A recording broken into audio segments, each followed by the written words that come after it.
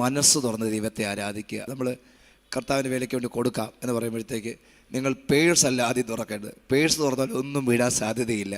മനസ്സാണ് തുറക്കേണ്ടത്. നമ്മൾ ആരാധിക്കുന്ന സമയത്ത് കൈകളല്ല ആദ്യം അടിക്കേണ്ടത്, മനസ്സാണ് തുറക്കേണ്ടത്.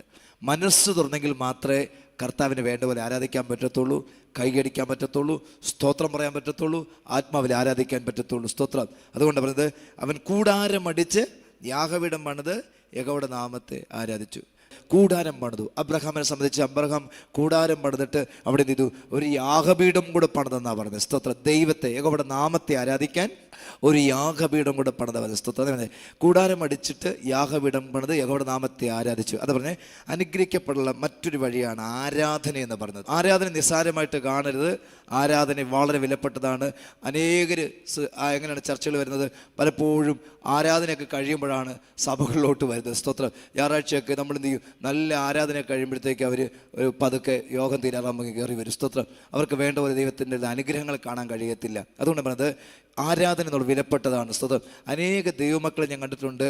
അനേകർ ആരാധന മുടക്കിയിട്ട് കല്യാണത്തിനും മറ്റ് കാര്യങ്ങൾക്കും വേണ്ടി അതിന് പോകുന്ന ആൾക്കാരെ കണ്ടിട്ടുണ്ട്. സ്തോത്രം. ആരാധന സമയങ്ങളിലൊക്കെ കുറച്ച് കൊണ്ടുവരാനാണ് അനേകർ ആവശ്യപ്പെടുന്നത്. കാരണം ടൈം നോക്കും. കാരണം അത് കഴിഞ്ഞിട്ട് ഒത്തിരി പരിപാടികൾ ഒരു പ്ലാൻ ചെയ്ത് വെച്ചിരിക്കുകയാണ്. സ്തോത്രം.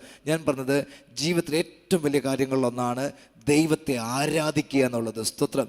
കർത്താവിനെ ആരാധിക്കാൻ ഒരു അവസരം കിട്ടിയാൽ അത് പാഴാക്കല്ല്.